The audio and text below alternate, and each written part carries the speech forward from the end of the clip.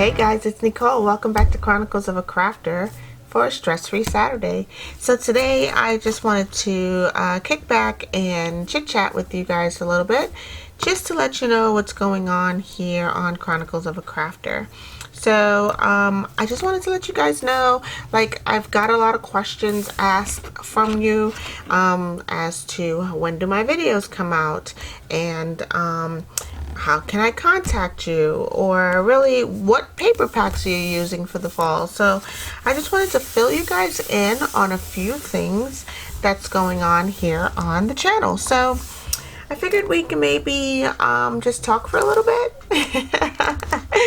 Not like you're not tired of hearing me talking, but yeah, so my videos come out pretty much 6 days a week. So I tend to do a Make It Monday, of course, and then Twisted Tuesday. I also do a What's Up Wednesday, a Try It Thursday, and a Fun Day Friday, as well as today, Stress-Free Saturday. So on Make It Mondays, I try to do a project that I think that you guys can either make it while I'm making it. So those videos tend to be a little bit longer. But you know, they're not difficult videos. I mean, difficult projects. For Twisted Tuesday, I try to do a video that is replicated. So like Milena at Milena Pilot is her YouTube channel. She also does the Scrapbuster challenges. So on Tuesdays, I try to do her Scrapbusters challenge, because she puts hers out on the Thursday prior, so I do mine on the Tuesday after. For What's Up Wednesday, it's usually like, you know, something fun, something new, either like when I did my craft room tours, and I'll put links for that video right up here maybe if you haven't already seen it. So I usually do that on a Wednesday. I also just do basically anything. It's more or less a freestyle type of day where I just do any project or finish up a project that I started either the day before or maybe on Monday. So for Try Thursday, it's definitely a project that I think you guys can try. So you either can watch me do it and then go gather your stuff and then try it, or you can try it right along with me if you have pretty much same or similar items to try the project. And all of this is optional, right? I mean, you don't come to YouTube all the time to work. Like, you don't you don't come here to like do a bunch of stuff most of the time. It's like to watch other people's creativity. So it's all optional. I mean, I just titled the names of my videos based on the days of the week, and it's also optional if I put out a video that day or not. So sometimes I may be a little too busy the day before, so I didn't get to put a video out the following day.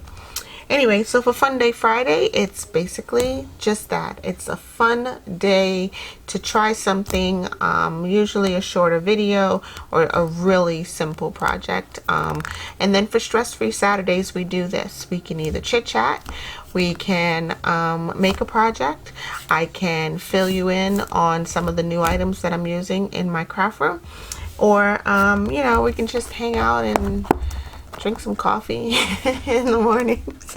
So yeah, that's what Stress-Free Saturday is really all about. I just chit chat with you guys for a little bit, or we make something fun. So like I would either do a small project, one that I may either speed up and play some music behind it, or you know, just a stress-free day. So I just wanted to talk to you guys about the paper packs that I'm using, because that was one of the questions. What paper packs are you using for this season? So in the fall, I tend to pull out some paper packs that I may have purchased the year before. So you might not be able to find some of these. But I mean, basically all year long, there's all different types of packs, right? There's springy packs, you know, packs for spring, primarily summer, camping, you know, winter, Christmas time. So in the fall, I'm using these 4 paper packs right here. This is called Colors of Autumn. This one is Harvest Meadow, and I love this paper pack. It is just so pretty. So Colors of Fall is the one that I started in that mini album. So here, I'll just show you some of the pages that are in here. And oh, that's pretty. Yeah, they're all very usable pages, fall type pages. So yeah, that's really cute. Yeah, so this is one of the paper packs that I'm using. Harvest Meadow is one of my favorites, but I don't know if you can find it right now. This was last year's paper pack and I didn't use any of it, so it's almost still full. Here, I'll just flip through it so you can see what it looks like. So I'm using some of it now in my upcoming projects, but it's gorge. Anyway, so yeah, this is Harvest. Oh yeah, Harvest Meadow. All right. This paper pack right here is called Pink Parasol. Yeah, I'll just flip it around for you. So that's Pink Parasol, and it's not really a bright pink, like in your face pink. Hang on just 1 second. I just realized I didn't even turn on a single light when I walked in this room. So whatever lights were on, and I'm sorry guys, we were just talking in the dark. I set the mood. Anyway, so this is Pink Parasol. I realized like you can't really see it. I'm like, why can't you see it? It's because I didn't turn any lights on. So here, this is it's not like a bright pink, it's like a muted pink. So I figure that even though it's a little springy, I can use it here in the fall season. And I mean, that's just so pretty. So yeah, there's all kinds of things going on in this particular paper pack. So yeah, it's like very seasonally friendly, so you can pretty much use it during almost any season. All right, so there's that. Let's see. Yeah, that's cool. There's a lot of gold foil in here, so you want to be careful when you're using your Fabrifix and Fabri-Tac glue, because that will eat away at the foiling. Okay, so just be careful. So that's Pink Parasol. This right here is Sunset Feels, and I bought this. It was already falling apart when I got it, so I think I got an extra discount on it. But anyway, it's missing a back. So I don't even know how I'm gonna get to this last page back here. But anywho, yeah, this is my Sunset Feels, and it's very pretty. Oh, look at that.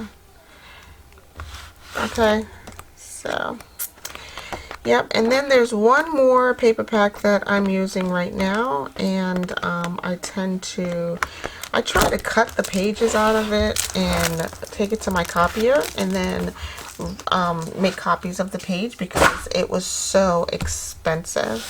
I'll go grab that paper pack and I'll be right back. So this is called Vintage Emporium. It's a 12 by 12 premium paper pad made by Craft Consortium, and it's really called the Essentials of Craft Paper, but the title of this design in here is called Vintage Emporium. So here, I'll just flip through it. There's some ledger paper in here, and I think there's 3 designs of each. I've used a lot of this. Here's some more ledger paper, some maps, graph paper, more maps. So there's 3 designs of each image, or 3 pages of each design, I guess is a better way to say that. Yeah, so there's that. I've used this already, I believe. I think I've No, I have not used one of these yet.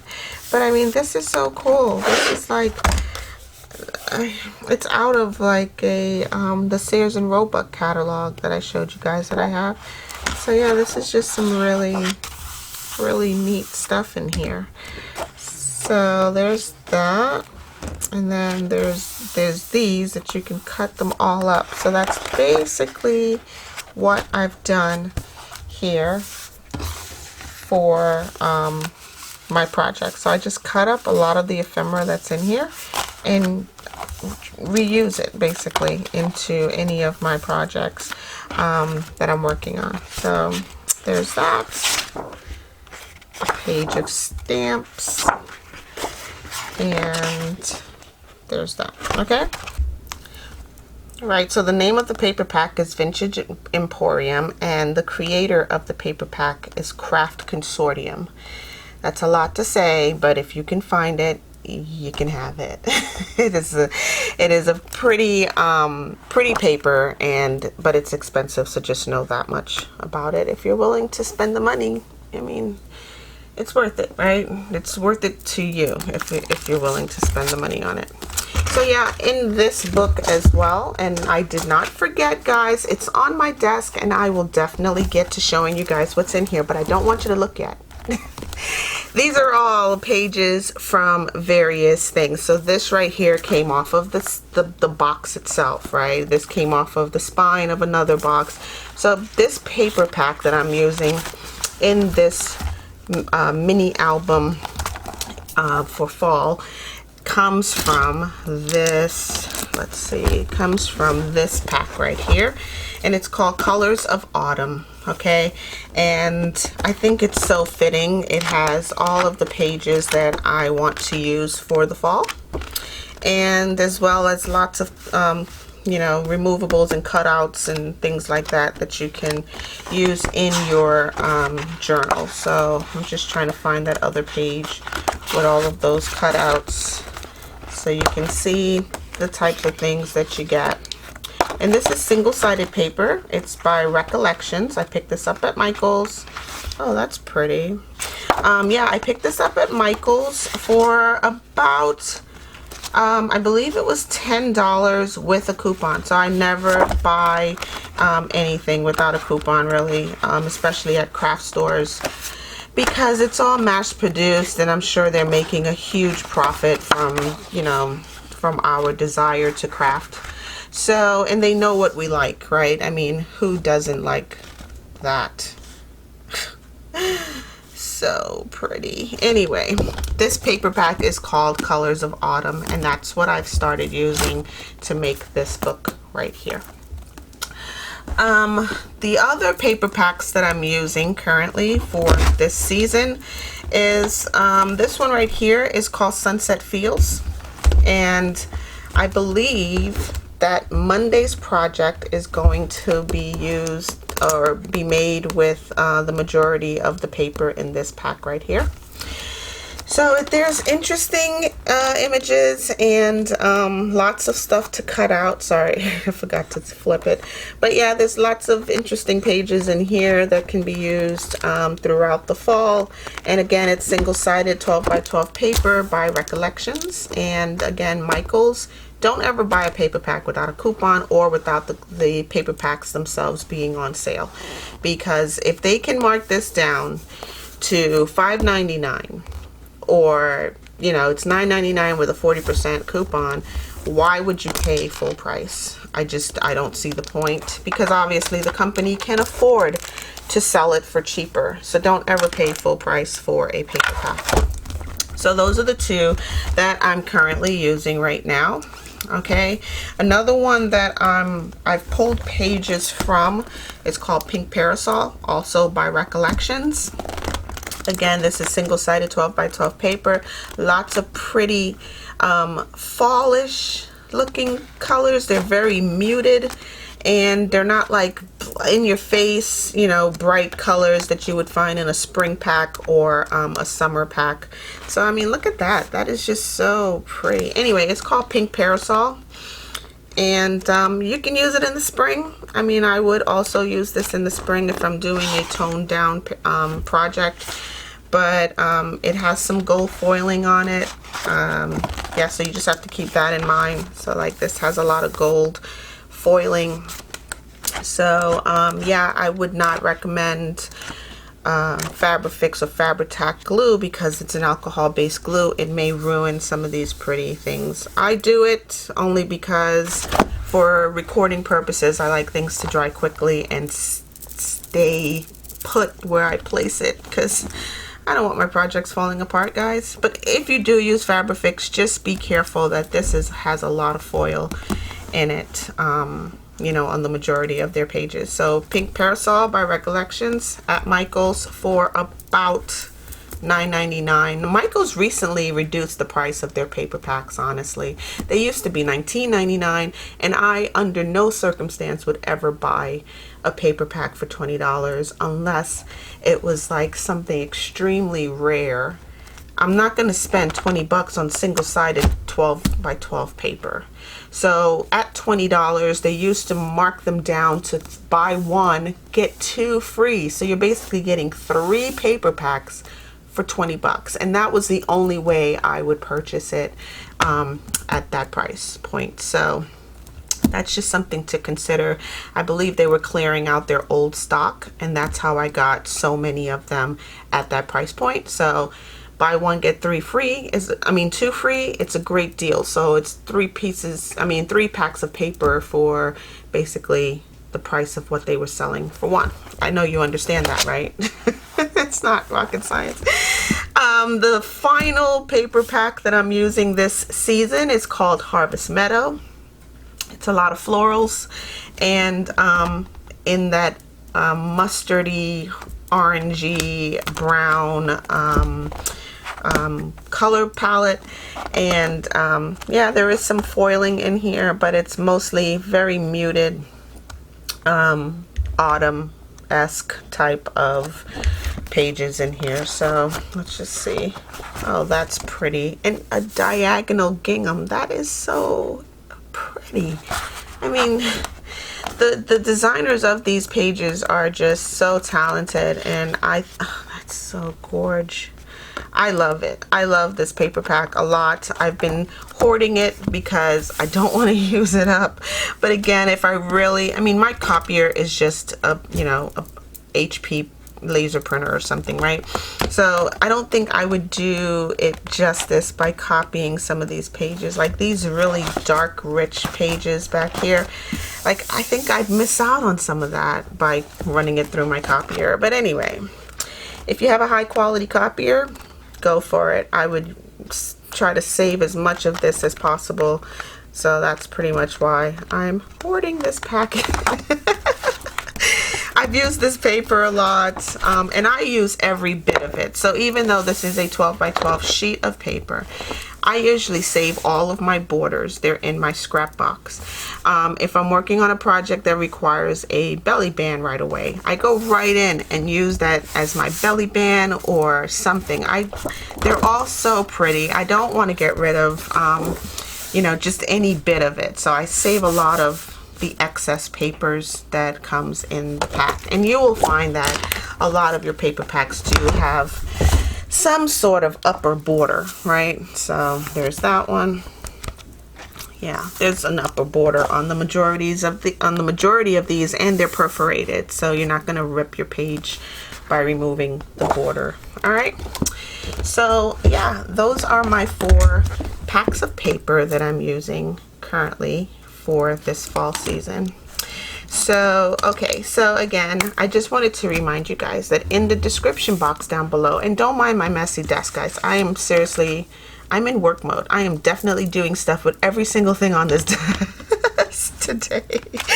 So in the description box down below, you will find all of my information for how to contact me, how to send me a DM in Instagram. It's just all in there. My links are in there. So I do have a list of Amazon products that I use, I've purchased, and will use on this channel, whether I've started using it already or not. So you can check out those links. I do make a small commission, and when I say small, I believe someone purchased this guy right here on Amazon. One of you wonderful subscribers clicked on my link and bought this, and I made 24 cents.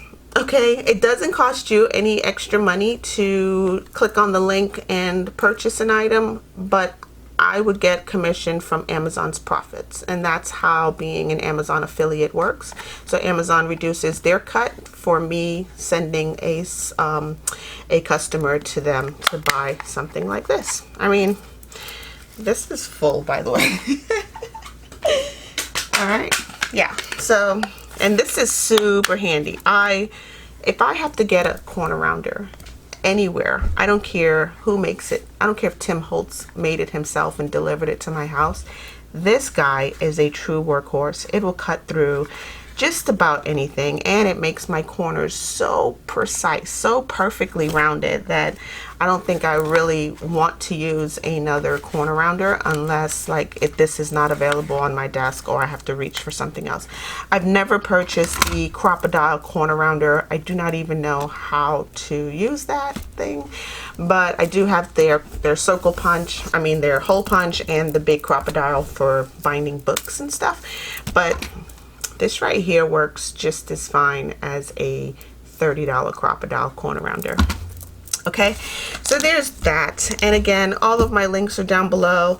You know how to find me here on YouTube. My email is down there, chroniclesofaCrafter@gmail.com. My Instagram is there, ChroniclesOfACrafter. Pinterest, I don't really link too much on Pinterest, but or post too much on Pinterest, but I do have a Pinterest.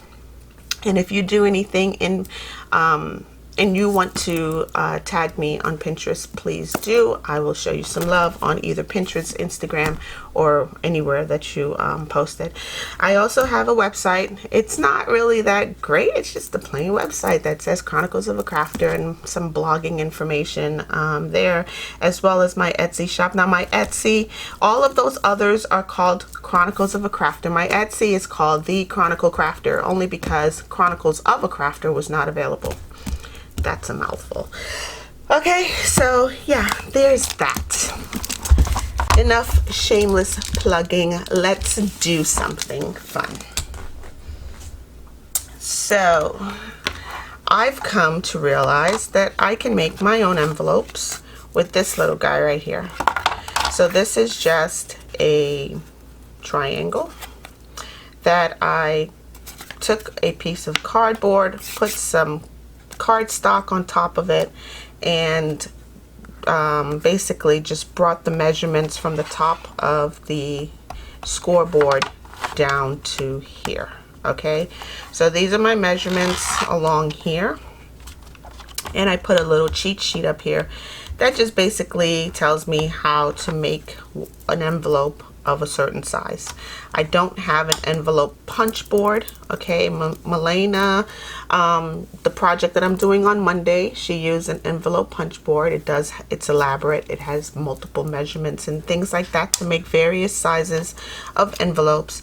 But I tend to freehand my envelopes, I guess you can say.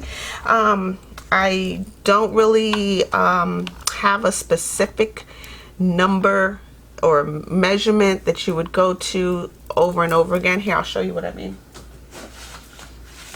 So these are my templates, right?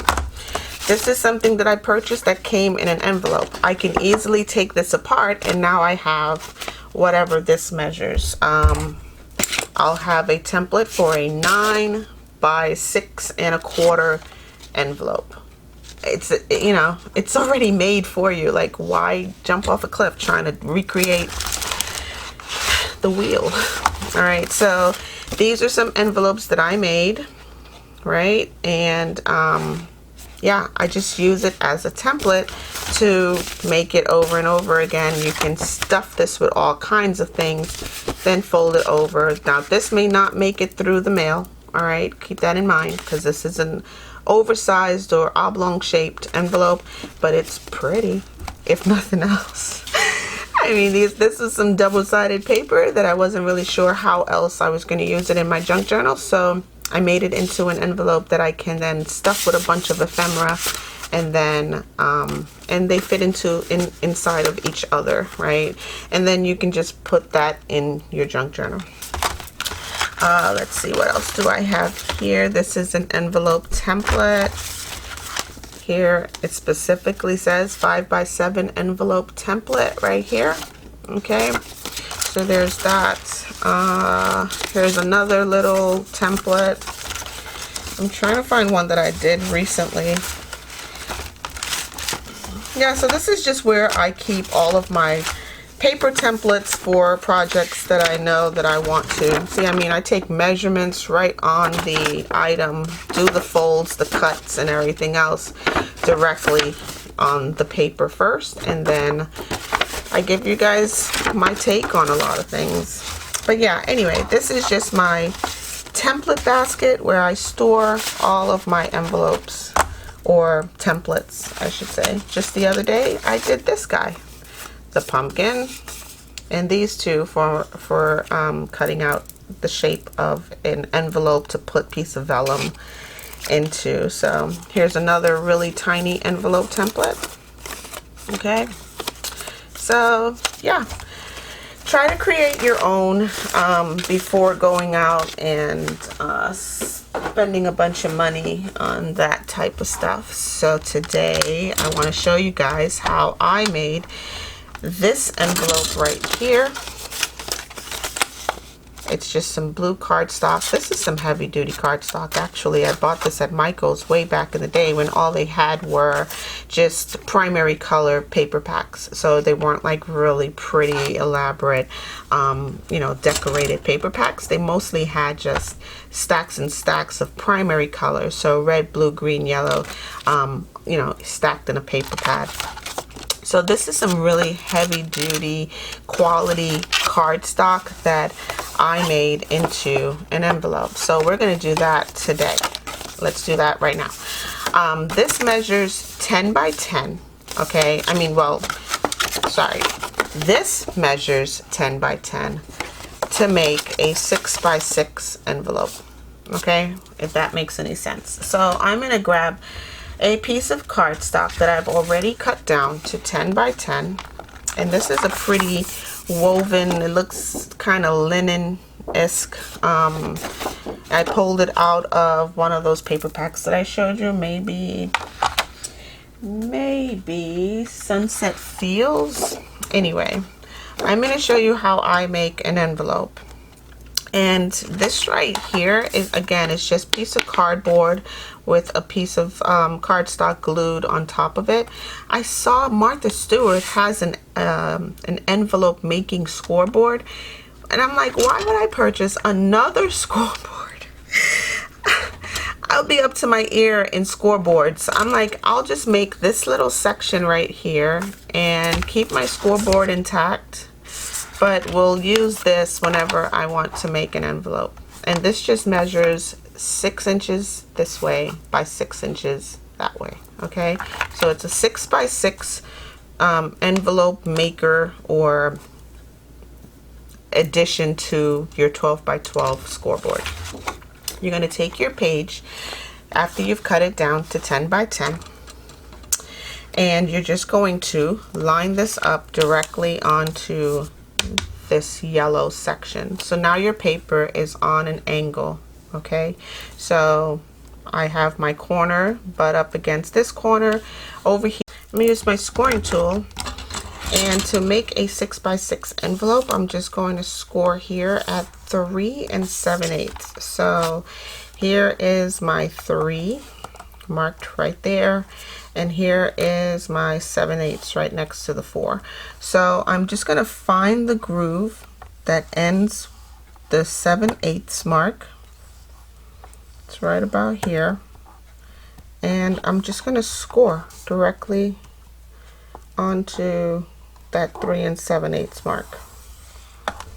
It may seem a little uncomfortable initially because you're like, how do you know you really went up there and touched the 7/8? But you know, this is 4 for sure. Like, this is my 4. I've marked every single notch on here on the 1/2 inch and the the full inch. So every 1/2 inch basically I have a mark.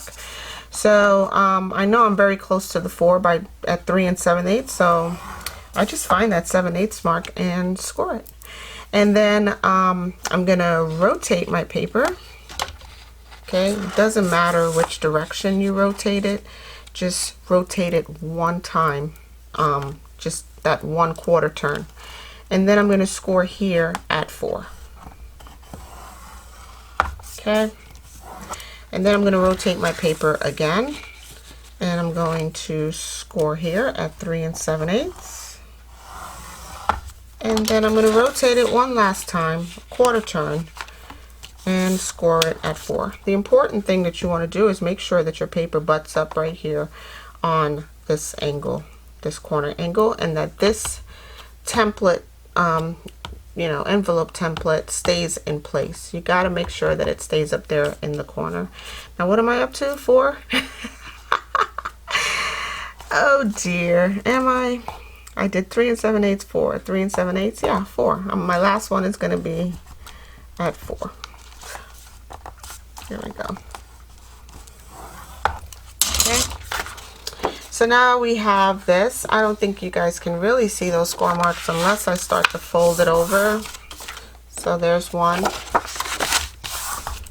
There's the other. And the other 2. Okay. So now we have what looks like this. So what you want to do immediately is remove those little corners where they crisscross. So you came down at 3 7/8 and you came over here at 4. There's a little X right here that you want to remove. So I'm just going to snip that away. Okay. And do the same thing for the other 3 sides.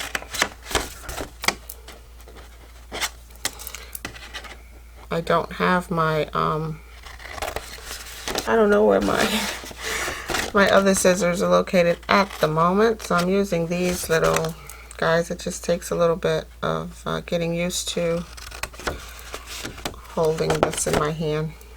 Okay, so if you can't see it, go ahead and just fold that crease again, and then it'll pop up. But you want to cut directly on the score mark itself. Try to get as much of the score mark as possible, including the little river that it makes. So here's your 4 triangles that we've just cut away. And you can decide at this point which one is your sides, which one is your top and bottom. And that's all based on the score marks. So I can fold this in a couple of different ways just to figure out which way I want to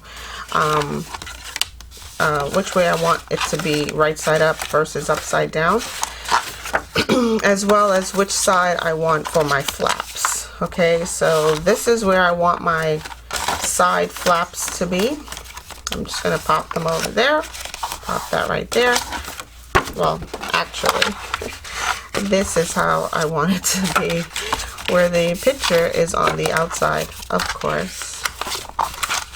Okay, and then you can use your bone folder and just straighten up whatever seems off, or get really tight creases on the whole thing. And that's pretty much it, guys. We just made ourselves a 6x6 envelope. I would then round my corners using my medium corner rounder, which equals about 7 millimeters or so. Or you can do a decorative you know, corner punch or what have you. But that's it. That's exactly how I made this guy right here, just by figuring out my own little score marks on there. Now you can cut a little bit of the angle here to reduce the bulk. So you can cut the little triangle that we cut away a little bit wider to reduce bulk, you know, just by cutting away those little extra bits and pieces. But for the most part, we created ourselves a 6x6 envelope. Alright, so yeah, consider getting one of these guys, and it's simply just a 6x6 triangle that I just freehand measured up against the existing measurements on the top of my scoreboard. Anyway, guys, I am certainly going to leave you right here. I think I've done plenty of blah, blah, blah for a Saturday morning. Yeah, I mean, at this point, all you need to do is just really just glue it up and you're good to go. So, yeah, I'm going to leave you guys right here. I hope you guys have a crafty day. Stay naturally curious. Don't forget to check out my links down below. If you subscribe to the channel, click the bell for notifications and give this video a thumbs up if you find it interesting. I will talk to you guys in the next video. Don't forget, Monday is that project that we're working on. So come back and check it out.